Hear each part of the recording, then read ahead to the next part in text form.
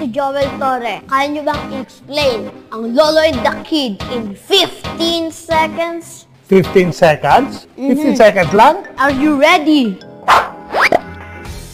In Lolo and the Kid, ampun kong apo si Yuwag tapos con artist kami. Kumbaga nagnanakaw sa mayayamang mag-asawa. Pero marirealize ko na may pag-asa si Kid sa maayos na buhay sa kanila. At doon magagaling ang part na tearjerker talaga. Sa Lolo and the Kid partners po kami ni Tito Joel Torre at nagpapaawa po kami. Nagpapa-adapt po ako sa mayayaman pero sa totoo, nanakawin po namin ang mga gamit nila at sasanla po namin. Pero may masama pong mangyayari sa huli at maiiyak kayo. Oh, di ba? Hindi nyo kaya yun! Lolo and the Kid is arriving on August 7. Only on Netflix. Wait, only on Netflix? Only on Netflix, maganda yan ah. Maganda yan. As long as it's over.